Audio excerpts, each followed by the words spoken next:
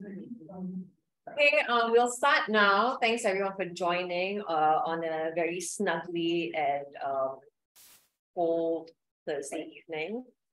We have here our friend, our peer Douglas, who's also known as the Philosophical Bachelor on YouTube, right? You have a YouTube channel. So Douglas is here to share and talk and facilitate a discussion about unintended consequences. So for those of you who registered on our form, you should have received the reading by Robert Merton. Whether or not you've read it, it's fine, because Douglas will be taking us through in a very thorough and systematic way. So before we start, I'll just read the bio of Douglas's YouTube channel. So Douglas is indeed a rather philosophical bachelor in two senses of the word. He is currently a bachelor, as in the analytic definition of all unmarried men are bachelors. More interestingly, though, he has a bachelor degree in philosophy from KU Leuven, right? And yeah, so if you do binge watch YouTube channels, I recommend that you have his videos on your rotation as well. So besides his work on YouTube, he also has a Patreon up. And you can find him on Patreon under Philosophical Bachelor. And yes, so thank you, Douglas, for being with us again. And have a wonderful talk. Thank you. Take it away. So unintended, thank you. That was an unintended consequence. So unintended consequences are like everywhere, right? Like even walking here, I almost fell down, and I definitely did not intend to fall down. And I have no idea how to make this thing go forward now. Yes. So it infects our lives. It's like something that's like rearing its head, infecting our lives. It can be positive or negative. So the primer questions, right? I noticed that quite a few of you actually said it's a positive thing. But that's pretty weird because you tend to remember the negative unintended consequences. And then the positive ones, you take it like, it's par for the course, like this is how my life should be. But the negative ones, you tend to remember. And we know them only after the event, ex post. So it seems almost like it's something we can't avoid, right? Because it's like we're only knowing it after the event.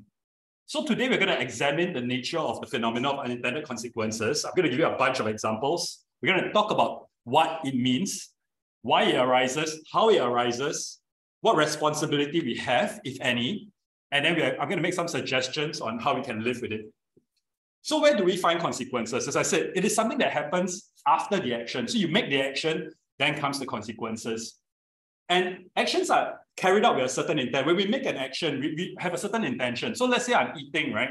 So I'm eating to fill my belly, to survive and all that. I definitely did not intend to choke to death while I'm eating. So there'll be an unintended consequence when I'm choking. Or let's say I'm walking, like just now I was walking here. My intention was come here, give this talk, right? And I almost fell down. There's this like really slippery, the thing for the blind, but I almost fell down. So that was definitely not intended if I fractured my head or something.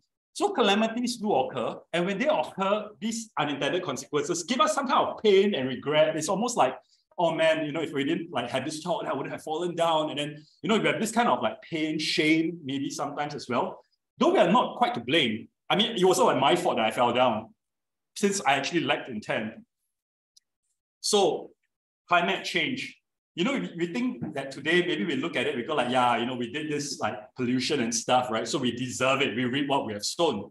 But Colonel Edwin Drake in 1859, he's the guy who discovered oil on an industrial basis. Okay, so if he had known that his discovery would have led on to this whole industrialization thing, and then led to all this pollution and then rising temperatures, and maybe your children will be in the future, they can't breathe properly, it's so hot and everything, would he have then struck that oil? Would he have just torn up all his engineering diagrams? Would he have done that? But if he had done that, what would it have meant? That we'll be sitting now practically in darkness. We'll be having candle lights or something. There'll be no computer to do this projection because there'll be no electricity, no fossil fuel powering all this stuff, right? So what if he knew, but he didn't know? So this is an unintended consequence. And unintended consequences go so deep, right? If we go all the way back to the very first man and woman, if you accept the biblical account, Adam and Eve, they are maybe the first instance of an unintended consequence. And they are also the first instance of a paradox because they are epistemically innocent. God told them, right, okay, there's all these trees, you're going to eat all these fruits. And I mean, the fact is you don't have to accept the biblical account, but I think you can understand, the story anyway, even if you don't believe it. Okay, all these trees, right? Except these two trees. There are two trees that they can't eat from yet. The tree of the knowledge of good and evil, and then the tree of the knowledge of life. Sorry, the tree of life. They cannot eat from these two trees. And if they did eat from it, God said you will surely die. That was the words literally, you will surely die. But they don't even understand this, like, good and evil. What's that supposed to mean? I mean, because it's like paradise, right? I have no idea what those good and evil mean. I don't even know what death means, because it's like, we're supposed to live forever in this garden. So yet they're like faced with this decision, and they're like innocent, and they don't have this knowledge, but yet they have to have the knowledge to make the decision properly, right? So they could not understand the consequence. So when they ate the fruit, they obviously did not intend to like let all their children and the children of their children, and then people like us like all suffer and like have to bear like pain and everything. Obviously, if they had known, right, would they have eaten the fruit? Would they have eaten the fruit? So this is an unintended consequence happening out of ignorance. Okay, they were ignorant of the meaning of death. They were ignorant of what good and evil means. For Drake, he was ignorant of the future. He cannot tell what the future will hold. So Einstein, right? Einstein, when he came up with his theory of relativity, did he intend like, nuclear bombs, Hiroshima, Nagasaki, great. I mean, did he intend that? Can we blame him? Can we blame the scientists, inventors, discoverers, innovators, entrepreneurs? Can we blame them? Are they responsible for the unintended consequences of their actions? So Adam Smith, right, he talks about this like invisible hand, where each person acts in a selfish way. You just act like for your own self-interest, and then magically, not magically, but like, it all comes together, and then we will have like this efficient market system, and then we have a distribution of like necessities to everybody, even though we are all acting out of our own selfish interests. So in us acting out of selfish interests, we just want our own self-interest. We want the good for ourselves. But the unintended consequence is that it works out to be good for everyone, at least according to the theory of Adam Smith. So like the landlord and his workers, the industrialist and his workers, the landlord and the industrialist, they want to enrich themselves. They're not interested. I mean, they're not here to like make the workers like, rich or anything like that, right? They want to make themselves rich. But in them having to hire all these people, the unintended consequence is that, all these people also manage to like earn an income. So it gives them this ability to get the necessaries of life. So we're going to look at the definition of unintended consequences. And Robert Merton is at least the first instance in the literature that he came up with this essay. He's a sociologist, right? And he said that unintended consequences are the outcomes of an intended or purposive actions that are unanticipated. So there's an intention, but yet it leads to some unanticipated results. But we're going to split this word up, right? So because it's two words, unintended and consequences. So we're going to talk about intention, and then we're going to talk about what are consequences. So who or what can have intentions? Animals can have intentions too. So it's not just human beings. Like the monkey, right? He wants to, his intention, eat that banana. His unintended consequence is he got himself jammed up inside this cookie jar. But our focus is going to be on human beings. And an intention is what we make, what a subject consciously cognize as an aim when we are making not just any action, but purposeful action. So we're not talking about like reflex actions or we're not talking about reflexes, like you knock my knee and then that's not intended by me, but for my knee. But we're talking about actual like intentions that we put in. So these are purposeful actions, directed and objective. So I think we can split this up into a kind of matrix, right, of intention and foresight, where some consequences are intended. So for example, it's like, if you have a ball and you kick it into a goal, that's what you want. So there's an intention to kick it into a goal, and you foresaw that, it's going to enter the goal or not enter the goal. You foresaw it. It's not like, surprise, but you foresaw it. What unintended and foreseen, an example of this would be like a candlestick, an unintended use of objects. So like a candlestick, you foresaw that, it's pretty heavy, right? So like the inventor of the candlestick will be thinking like, if I strike someone with it, probably it could hurt that person really bad. So he foresaw it, but that was not the intention of the candlestick. It was designed to hold candles, right? And not to like whack people with it. So it's unintended, but he managed to foresee like what could possibly be the consequences. Then there's the unintended and unforeseen. I talked about Colonel Edwin Drake with this oil pumping, and Adam and Eve. These are examples of what is unintended, and they didn't foresee it either, because if they had foreseen it, then maybe they would refrain, right? And then intended and unforeseen is a bit haywire, because how can you intend and a purpose and then you didn't foresee the purpose? So it's like, okay, it's neither here nor there. It's not. But some current examples, right? So can someone please tell me what's this? Is it like a human body part? What is this thing? The World Cup Stadium. Yes, it's the Qatar Stadium, right? Did Qatar intend for all this like, bad press and like, oh, human rights and like, did they intend for like all this slamming to happen to them? How about this? Who is this guy? Right? Did he intend like that his zero COVID will give like all rise to this protest and stuff? And then Putin, when he invaded Ukraine, I mean, did he intend that, hey, the war is going to go on for like years and then maybe we actually lose? He didn't intend that, right? So where would it fall in this matrix? I'll leave it up to you to think today. So what are consequences? Consequences are outcomes from actions taken at an earlier time. So first come actions, then come consequences. And we judge the outcomes by thinking that, oh yeah, it's a positive outcome, it's a negative outcome, or it could be neutral. But if you had a plan, right? Let's say you're building a house. Let's say there's this home builder. Okay, this guy who owns a plot of land, or this woman who owns a plot of land, and she wanted to build a house on it. And then everything went according to plan where the house was built. So it went as intended, right?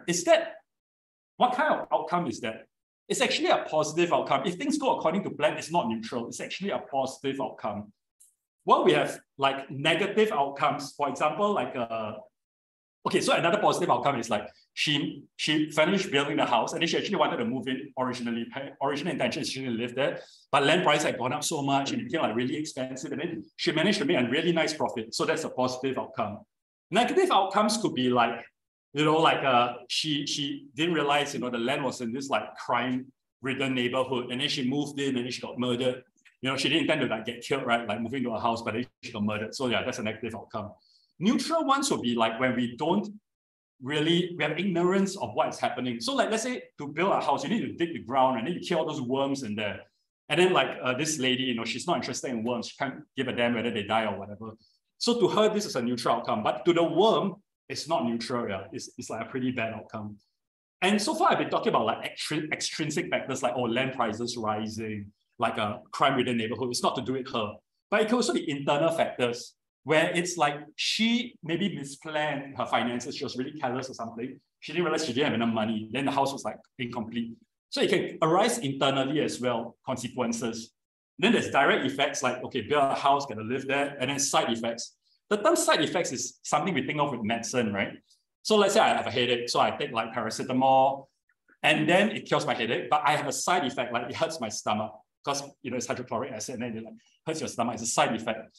So there could be side effects happening here as well, where let's say the worker, okay, my example was like the worker, one of the workers, he met his boyfriend and like on site. I mean, it wasn't like it was all planned out, like somebody had thought of this, right? But then it so happened that he was on the site, there's a side effect that, yeah, he met someone and his love of his life. Or the side effect could be like, it leads to a whole gentrification of the neighborhood. Like she built her house, she was the first one, and then more houses started to build, and then there are like cafes, and then rising land prices. It's a side effect because she never intended that.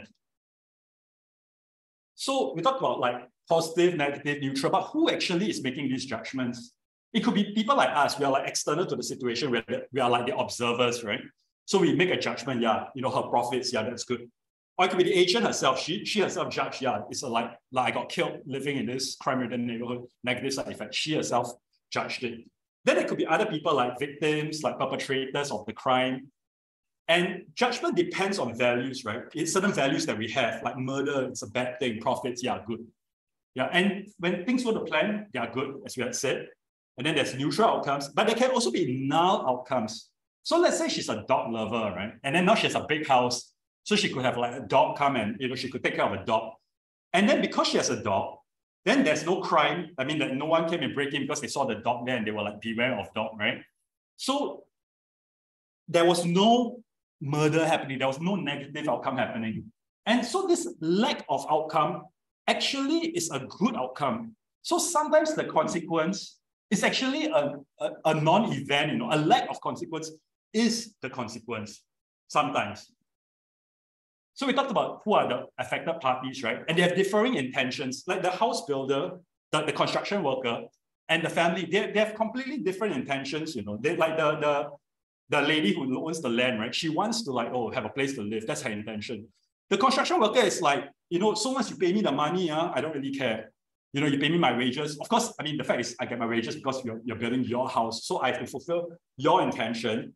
But my intention actually is quite separate from your intention.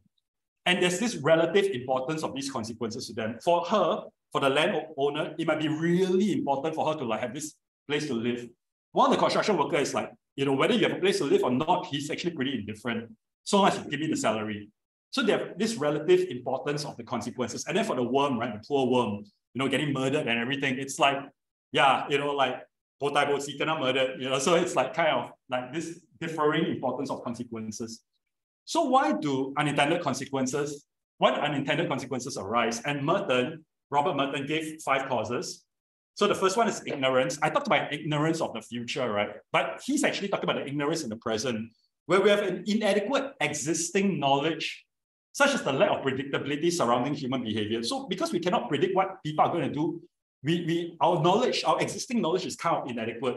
So we may have statistics. We say most people would behave in this and that way, but it is still statistical. There's still this chance that it will not happen as what the statistics will indicate. And even past experiences, right? They may be inadequate to predict outcomes because a small difference in the initial condition. Let's say the guy, was the construction worker. He took MC that day because he got COVID or whatever. And because he did that, he didn't meet his love of his life, because he just was sick that day. And then his whole life changed.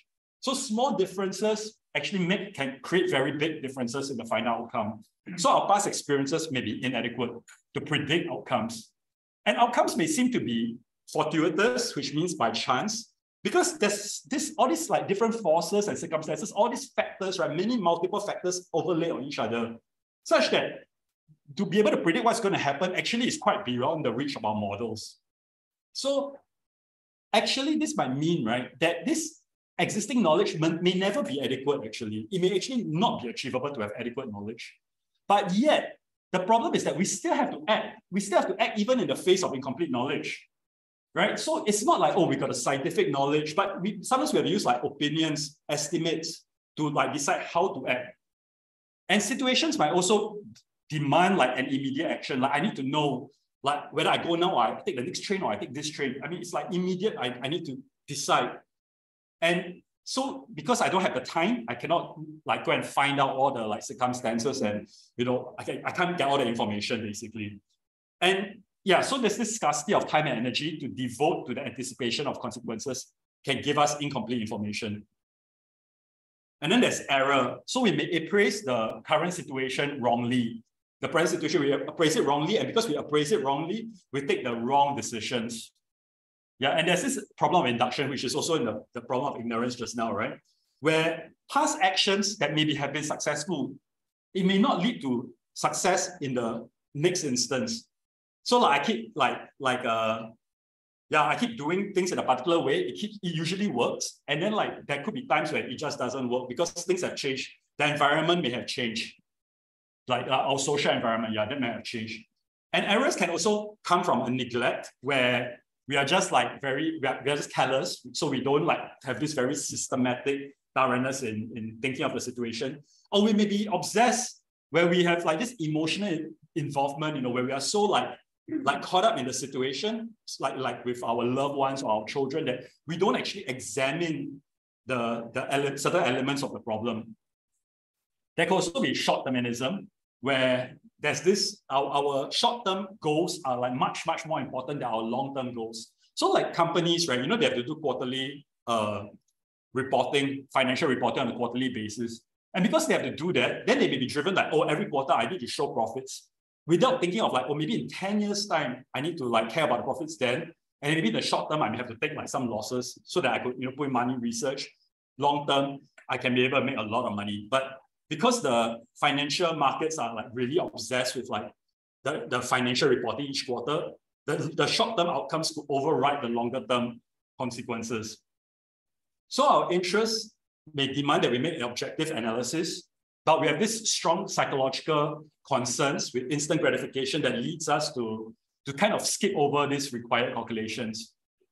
And then there's fundamentalism is one of the causes of unintended consequences as well, where if, let's say, a particular value to you is felt as necessary. Let's say religion would be a usual source of fundamentalism, right? Then no need to talk further already. No need to consider other things because this is like, my belief. This is what it is. I need to do this. No need to think further. And then predictions also influence how the situation pans out. So if I predict, for example, that, okay, if let's say the central bank of the US, the Federal Reserve, predicts that the gold price next month is going to double. Actually, no need to wait till next month. Tomorrow, it already double, or at least go very much. Because if you know it's going to happen in next month, you're going to act on the information, and then it actually like makes it happen much faster. It's actually a self-fulfilling prophecy sometimes. And then Marx, of course, also predicted the proletariat revolution, right? But maybe, okay, it's debatable, but whether or not this prediction of like, oh, these are the consequences, if the workers are going to be super oppressed, then they're going to rise up. And then because of that, we're going to like, have reforms instead so that the worker will be like not so oppressed. And then finally, we don't end up with a revolution at all. So this prediction actually changed the outcome and led to a non-fulfillment of its prediction. So forecasts influence the course of events, and it renders the assumption of ceteris paribus unobtainable. Someone tell me what ceteris paribus mean. Any economics students, anyone who speaks Latin, please, yes. Assuming that everything else is held constant. Yes, all else held constant. But in social and economic phenomenon, right, ceteris paribus is a fundamental assumption, but it kind of assumes that we can be like doing science in a laboratory setting, where you can just keep all the parameters constant and just vary one single parameter. But in the social sciences, actually it's really hard, right? You cannot like shuffle like, I don't know, 1 million people into a laboratory, then make them all act in a certain way. It's happening in the real world. And there are many, many factors interacting and changing at the same time. So ceteris paribus actually goes out the window. And this gives rise to ignorance, which causes unintended consequences. And these multiple factors themselves are a source of error because the models cannot predict what's going to happen when many, many factors change at the same time. Because the models are all like one factor changing what's going to happen. But now it's like many, many factors all interacting, all like making each factor like, differ as well. And so the models actually cannot predict. So there are limits to our knowledge, right? First, we don't know what the future holds. Even when we have an expectation of it because of our understanding of theories and inductions from previous experiences. Yeah, but we don't know what the future holds. And secondly, our existing knowledge. So it's not that we lack future knowledge only and that's okay, we also have limits to our existing knowledge because we may fail to understand, we may interpret wrongly the current situation. And then our knowledge of others, we have psychological biases as well, right? I was talking about the parent and the child.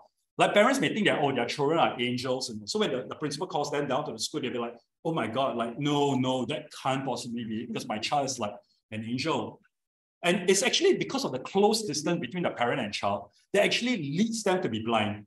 It's actually their closeness that prevents them from seeing, rather than you think that you get close, you'll be able to see better, right? But actually that closeness prevents them from seeing.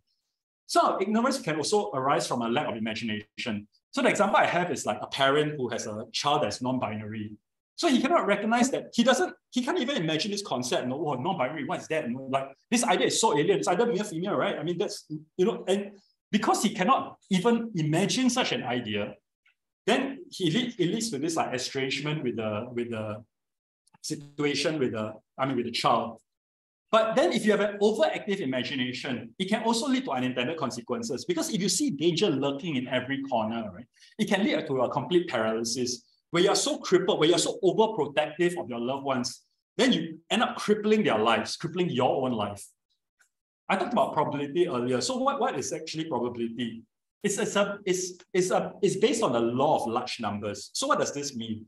It means we have a lot of cases, out of which then we have the ones that like result in a certain way. And then we can like tabulate like, out of 1 million, in this case of a plane flying, right? 1 in 11 Americans would die in a plane crash, or maybe get hurt in a plane crash. I don't know. I can't remember what it is. But 1 in 11 million. So they have like, all this travel.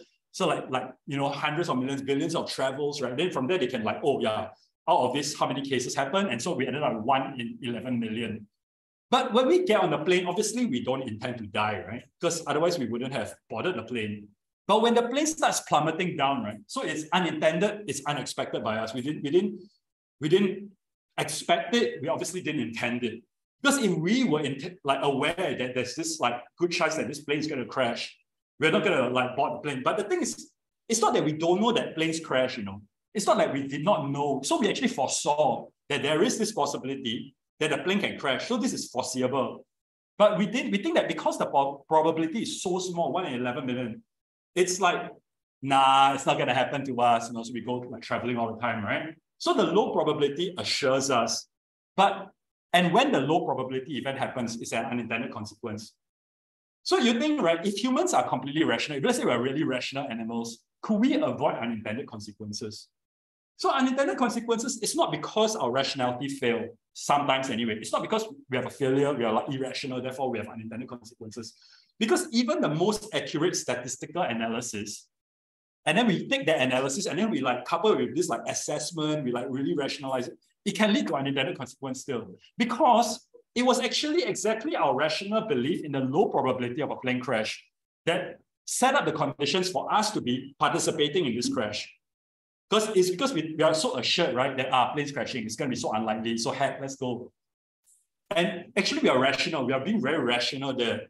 And so that's why we even boarded the plane, but then it led to this unintended consequence. So it's not that our rationality, it's not a failure of rationality that caused like the unintended consequence. In fact, we are being rational and then it caused the unintended consequence.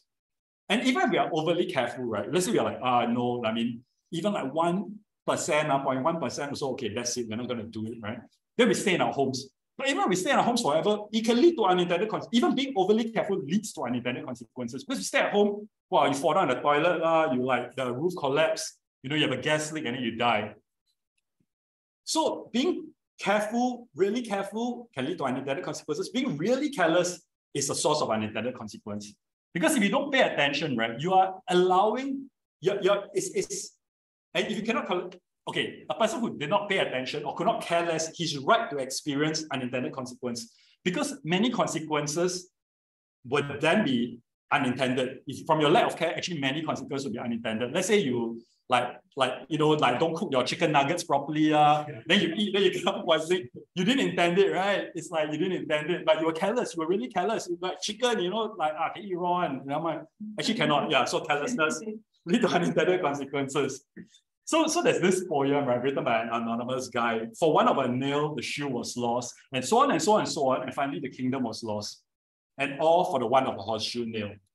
So maybe we think, okay, yeah, we learn our lesson now. We learn our lesson. So now we damn careful with horseshoe nail inspection. We like really every day before you ride your horse out, you better check. If you're like an army or whatever. But if you're like excessively careful, like let's say you're the general, then you're like obsessed with these small details, you might miss the big picture altogether. Then maybe like you miss the big picture already. I think, okay, now I know. Cannot miss the small detail, cannot miss the big details. So okay, I learned dialectical movement and all that, right? I learned, we need to care for small and big details. But then maybe you learn actually the wrong lesson, because it's not about nails, it's not about like, wow, how to fight big details, but it's actually like maybe the lesson is don't fight wars. Don't fight war. Maybe that's actually the correct lesson. So there's this guy, right? He was taking a train, right? And then like last time the trains had like smoking compartments. So he went to the rear because that's where the smoking compartment is, right? Then he was like, light up his cigarette, boom, train crash from the front. His train and ran another train from the front. Then he was in the back compartment. He think, whoa, shit, I survived because I went and smoked. I went and smoked, that's why I survived. So my life was saved by the cigarette, actually. So was that really the lesson then? Was that the lesson that he should be taking up? Oh, smoking is going to preserve my life. Or is it that the lesson is that actually a seat in the last carriage, that's the safest place until the train get ran from behind. Then yeah, so it's also not the lesson. So not every unintended consequence actually reaps a lesson. And if you try really hard to learn a lesson, right, maybe you learn the wrong lesson. So to learn the right lesson, we need to link our actions to the consequence causally. We need to have a causal relationship. So the smoking, where the smoking carriage is, all that, that's not the causal relationship. Okay, or rather being in the rear was the reason why he was saved. But then our action is just one factor that might have led to the unintended consequence. Because let's say the train driver, if he wasn't on the phone, right, then he wouldn't have missed the signal change, he wouldn't have rammed the train in front. So our actions is just one factor that leads to unintended consequences. So my smoking wear, actually, I didn't influence the train driver talking on his phone, and then the accident happened. So our actions is just one thing. But even if we understand the cause correctly, we understand how the factors all play correctly, we still face the problem of induction, because no two situations is going to be the same. So the next train crash, if they said, wow, smoke, sit back, correct place to sit, or prevent train crash. But actually you won't, because the next train crash could come from behind as well. So no two conditions are the same. So we have the problem of induction. So we may not be able to learn the lesson. And then norms may change, laws may change. Like for example, smoking no longer allowed on trains, right? So the idea of like smoking saving our life, okay, you won't be able to work. So we may not be able to apply our previous lessons as well. And then new knowledge may emerge that change our behavior. So like asbestos in the past was a common building material in roofing, in insulation. And then it was later on discovered, oh, it caused cancer. So it was very, very widely used. And then later it was discovered, yeah, it may cause cancer. So this new knowledge gave rise to unintended consequences for the companies that were producing the asbestos. So our limited insight into future possibilities is a critical cause of unintended consequences. So because we don't know the future, there's a knowledge horizon. There's a horizon that we cannot see beyond. And then it makes it seem that we are kind of hopeless against these consequences, right? It's like, what can I do? I cannot see beyond this knowledge horizon. No matter what I do, I'm overly rational, I'm under rational, I'm too careful, I'm not careful enough. I cannot prevent it. Then who can be held responsible then for unintended consequences? So there's this idea of mens rea in terms of liability. Once again, Latin speakers, mens rea, what is that? Okay, it means a guilty mind. Okay, a guilty mind. So if you have an intention to commit the crime, that's where like that's this like liability or this like culpability that falls on you. So in the case of the asbestos industry, right, the producers actually stopped, once this new knowledge was out, the science was out there, they actually stopped producing the asbestos. We stopped using it for housing material. But the tobacco industry today, right, we already know that tobacco, smoking cause cancer and all that. Yet the producers are still producing it. It's still a big business. The consumers are still consuming it. So it's not just the industry that's to blame. The consumers also, they knowingly do it now. So they also have the liability. They are also culpable. They also have a mens rea in this case. But in the case of unintended consequence, right, if there's no intention, if no one's having any intention here, does that mean that no one is responsible? It seems to be the case, right, that no one is responsible. Because it could be like bad luck. Like let's say your home got asbestos, you get cancer. I mean, it's actually pretty bad luck that you happen to live in this home before this new knowledge came out. And then if we blame the producers, but then, I mean, somebody seems to need to be blamed, right, in our society. Someone needs to pay, someone needs to compensate. If we blame the asbestos producer, it may seem to be actually quite a reasonable move because they made profits. All the good years, they've been making all these profits selling this material, right? So maybe we should blame them. But how about the government agencies? Because they did approve this material, right? It's not like the material was unapproved, They went and like investigated material, they didn't find any problems with it, they approved it. And then the science people in the universities, they're the ones doing experiments to say, hey, this material is permitted for use in housing. How about them? Shouldn't they also have some responsibility? So in this case, then should the state be the one that's responsible and compensate the victims? So should the state create like some kind of fund to like cover all these unknown risks? Because after all, right, the state also did profit from this because all this housing activity actually benefited the economy, right? This construction that occurred because of this asbestos material, it also profited them actually. So while the agents involved, right, these various agents, they may not be culpable for the harm. They can still bear the unintended consequences. Like even we say, okay, like actually they're all innocent because they didn't know, right? But it doesn't mean that therefore they don't need to do anything. They can still bear the unintended consequence even if they are not morally culpable for the harm. But liability may be limited in the case of a limited liability company. So let's say a firm, ABC firm, that makes asbestos, maybe they just sell all their assets, they compensate, that's it. They only have like $1 million or whatever, Instead, they have considered like billions, right? So the liability may be limited. So other bodies like governments, like charitable organizations can also make effort to compensate, even though the charitable organization has no part to play in this asbestos thing, but yet they can also step in. So it doesn't mean that you're not liable, therefore you don't do anything. They can still do something to help the victims or support them. The victim himself sometimes also bopian. You bear the unintended consequence, like no one compensates you. So actually it's you who's bearing the harm. So how the blame is apportioned in reality, right? It's a matter of the courts. So these guys, they go before the courts, they argue it, they talk about how they need to share the consequences. And responsibility is taken in the sense that someone bears the consequence, though the culpability may be denied. So the government they actually say, okay, I support these people, I make a fund, I give money, even though they don't say that, oh, I'm guilty.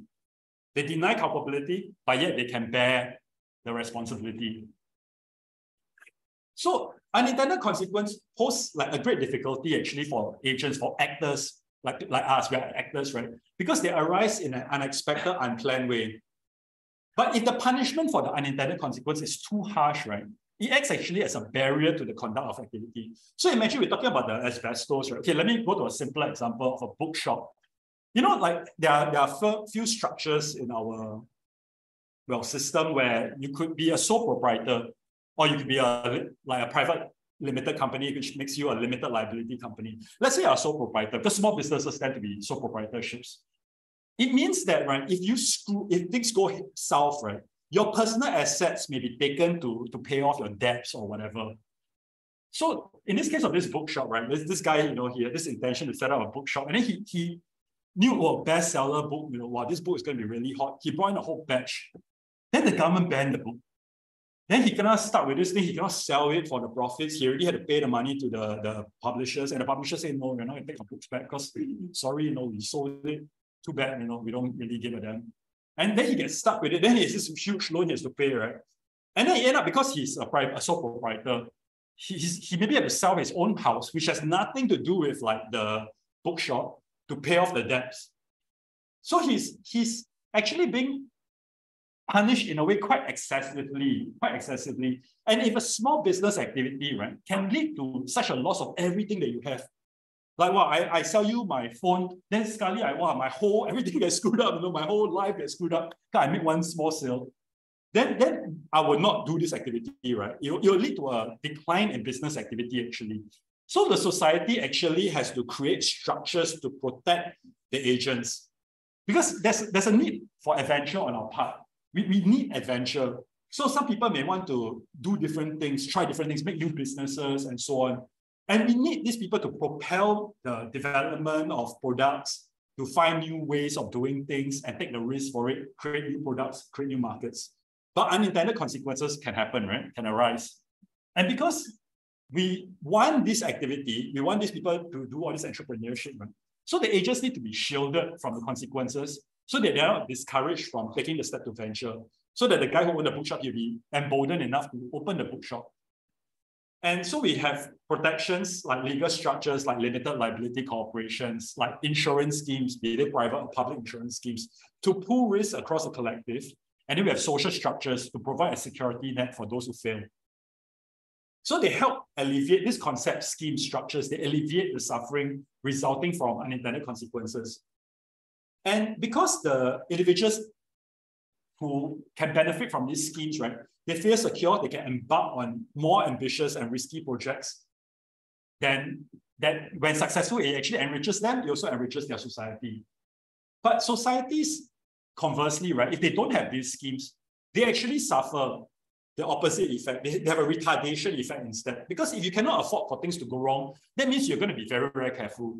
And then you cannot carry out any big venture. You cannot do any big thing because things may screw up and then you'll be like completely destroyed, right? So actually what will happen in such a society is that we'll get increasing inequality, because then only the rich can be able to afford to take this business risk. That they can afford to, like, okay, if things go south, okay, maybe I lose $1 million, but I still have 10 billion, so no biggie, right? And then they reap the profits from their success, which means that they become even richer if it succeeds. So only they can afford to do it, and then you get a rising inequality. So a balance needs to be struck where the privileges, the benefits cannot be so overly generous such that you will lead to reckless risk-taking. But it cannot be so like meager that the risk-taking will be stymied. So how do we live with unintended consequences? I just talked about like how we may have structures in our society, like limited liability corporations, talk about insurance schemes. But paralysis is, so these are some of the ways we can live with unintended consequence on a societal basis, right? On a personal basis, paralysis is not an adequate response because it can still lead to plenty of negative unintended consequences, such as when you become overly anxious, you develop mental illness from the anxiety, and then you then not do anything new. So paralysis is not an adequate response. And it's also futile, because even no matter how paralyzed, I'm saying the guy who stayed in his house, right, because he's like so scared, hikikomori, right, that's the Japanese term for these people, stay at home because they're like getting a bit frightened to go out. Unintended consequence can still arise. Like you can still fall down, you can maybe stay at home and then go crazy also. So we have to live with unintended consequences. We need to recognize, like, even how best we do it, things can still go wrong. Best intentions can still turn out badly. The road to hell is paved with good intentions, right? So things can still go badly. But we need to recognize this absurdity of a world like that. But yet we need to have the courage to continue forging ahead anyway. So many of our decisions, we make them under conditions of uncertainty. And this uncertainty could be an ignorance of existing knowledge, but even if we have expert knowledge, there remains other factors. So we cannot account for it all. And even if we can account, we really have really damn good knowledge, we still have this unknowable future. But yet we have to keep moving, we have to keep living. So it's actually quite humbling, right, if you think about it, that our best laid plans can still turn out badly, no matter how well we plan, no matter how well conceived they are, no matter how careful we are with their execution. So now that we are aware there's this unintended consequence, what we can do is to admit, is to really acknowledge that there is a limit to our planning. There is a limit to our knowledge horizon. We do not know everything, we cannot know everything. This will help us to avoid pride and hubris, which will then shield us against psychological suffering. Because you know that, yeah, things will go wrong. So you also not like, wow, too hubris, you think like, wow, everything is going to be just going your way. You'll be more humble in that way. But we still need to plan. It doesn't mean that, let's just not bother planning anything, right? We still need to plan, because if we don't plan, it actually gives rise to expected and foreseeable failures that we can avoid if we have a proper plan. So planning helps us avoid elements of uncertainty, which is not avoided, it only complicates matters further. But we must not be dogmatic about our plans also. So we need to continually monitor how the plans are working out. We need to continue monitoring it. We need to be flexible, to adapt, and to modify the plan as the situation develops. So we need course corrections. Because once it becomes clear that the plan is no longer adequate, negative outcomes will result if we keep going the same way. We keep going down the same path, then we're going to get negative outcomes. And then it's not an unintended consequence anymore. It's actually negligence. It's pure negligence at that point. So it's actually no longer unintended. It's actually just negligent behavior. So important plans, we should not allow them to run on autopilot, but we need to monitor them, we need to adapt them as the situation unfolds. So for engineers, what they do is they have safety factors in place, where if they build a bridge, then they make the bridge like multiple times stronger than the maximum load that bridge could take. Literally the first bridge that was built by this guy named Brunel in the UK, right? He actually loaded all these horses. They say that, let's say the train, you have a new train system, right? They say put okay, I mean, they don't really do this, but they say like, the ones who design the train and the engineers are there, put them on the first train ride going around. Yeah. So they'll be like really careful, right? Because they'll be like, whoa, shit, now I might die. On the first roller coaster ride, so when you go to theme park, don't take the first ride. just don't be the ones on the very first ride around the theme park. Because if it's going to fail, it's going to fail on that first ride already, right? So just don't be the one. But anyway, there are safety factors in place in roller coasters, in bridges, in trains, many times safety factors, such that they're over-designed. And of course, this over-design costs more money. They actually cost more money because you need more materials, more structural members. But the reason why they do this, right, is because this lesson has been learned in a very, very costly way, where bridges have failed, where trains have crashed.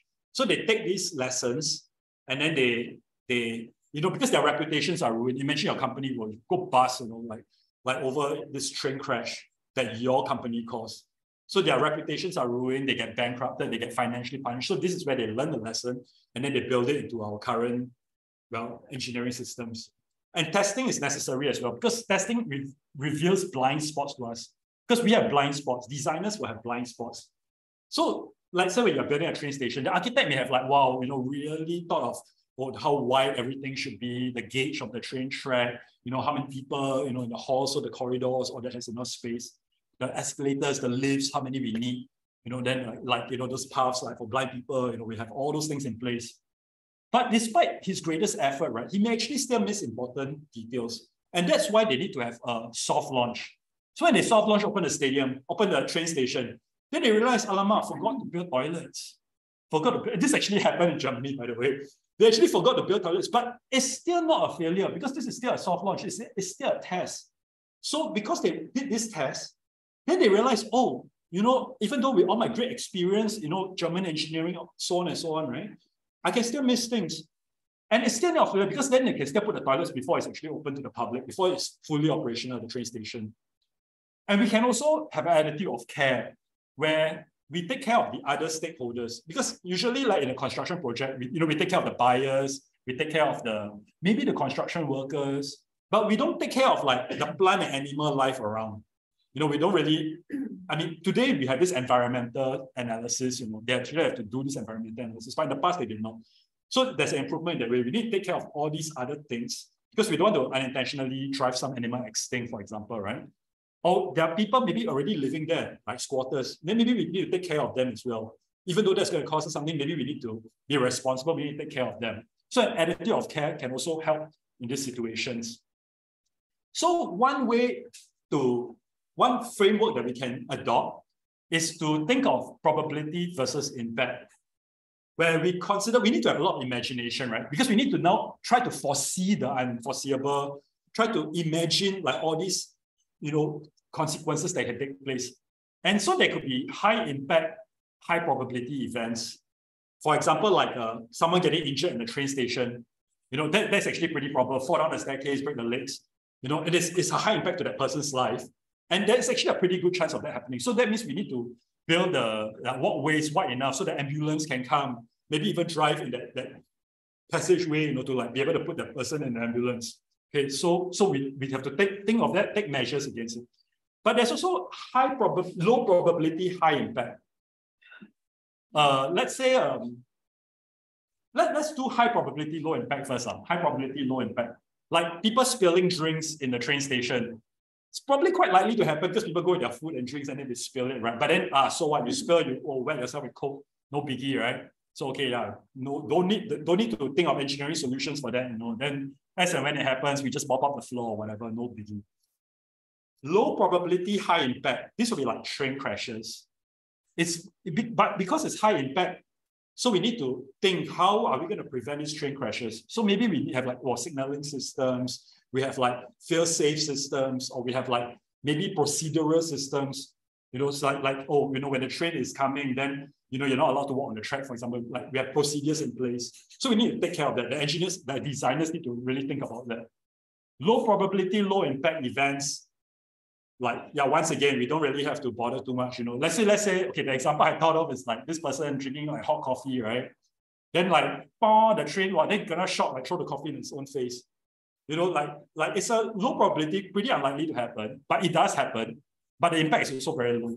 And it doesn't mean that because it's low probability, low impact, right, that nobody needs to be responsible. We can still act responsibly because we need to act responsibly and in a reasonable way when the unintended consequences arise, even if we are not culpable. So let's say Shah was the one who spilled the coffee on herself, right? And then I'm a bystander. Just because I didn't knock her, no, I didn't knock her elbow, then the coffee she throws it on her face. I had nothing to do with it, but I can still render assistance. I can still render help. The trained people can also be like, try to help her have a first aid box in the office or something. So basically, even though we're not culpable, we can still act in a responsible way. And we shouldn't go crazy either, like, the soda was spilled by some passenger, right? Then the train station can sue them or whatever. We don't need to do that as well. We don't need to over punish the person. We just help them clean up the thing. No biggie. And so instead of running away, we can render assistance. And even, so I already talked about that. So lastly, right, since the uncertainty of life, along with unintended consequences, they seem to be inevitable, we might as well embrace it.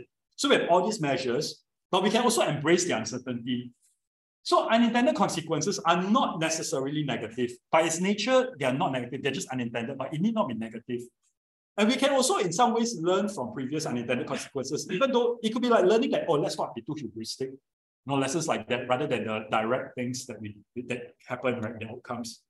And sometimes unintended consequences can provide a way out of difficult situations. So there's this guy, Nasreddin. He's a mullah, and then there's, okay, this is a story, yeah. It's a Sufi story. And then there's the Sultan, right? And then he made a joke about the Sultan. He's a teacher, a mullah is a teacher. He made a joke about the Sultan. The Sultan got really angry. It's like, man, I'm going to execute you. I'm going to execute you, you know. Then he made the Sultan a deal. He said, you give me a year, I'm going to teach your horse to sing. Give me 1 year, I teach your horse to sing. Then they like, okay, fine, I give you a year, throw you in the jail for the whole year. Then he was very happy, you know. Then his friends came to visit him that evening in the jail. They were like, oh, why are you so happy? You're going to die in a year, you know, because you really think you're going to teach a horse to sing. You're going to teach a horse to sing. You're going to die in a year. Then he said, look, yeah, the reason I'm happy, right, is because before this, I was going to die tomorrow, you know. Now I have a whole year. And who knows, in that 1 year, maybe the Sultan will forgive me.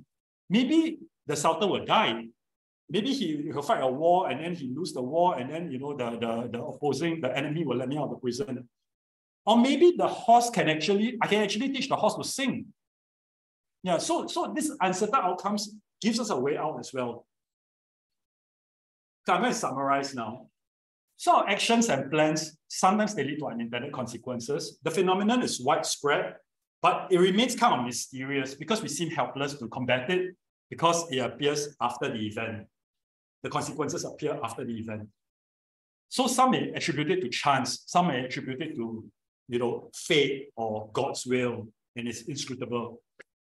So by studying what is meant by intentions, consequences, and the causes of unintended consequences, we were trying to improve our understanding of the concept.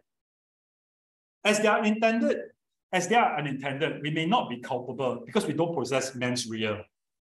Though this does not mean that we can then escape taking responsibility by acting responsibly. We have a need for adventure, and this need for adventure can lead to unintended consequences. But yet, we actually need people like that, with this need for adventure, to propel the development of our society. So what we do as a society, we can create structures, and we have done so. We'll create structures and schemes to protect these people from unintended consequences. So as a general strategy, for the individual as well as for society, we need to remain open to modifying our plans. Actually, come to think of it, maybe zero COVID would be one good example of that, right? We need to be modifying our plans as we go along. And as the situation evolves, we need to develop our holistic planning approach. So we need to plan, we need to act responsibly and reasonably when these consequences arise, and we need to embrace the uncertainty of life. So while we will not eliminate unintended consequences through these strategies, we can ameliorate their effects and we can adequately respond to them. Thank you.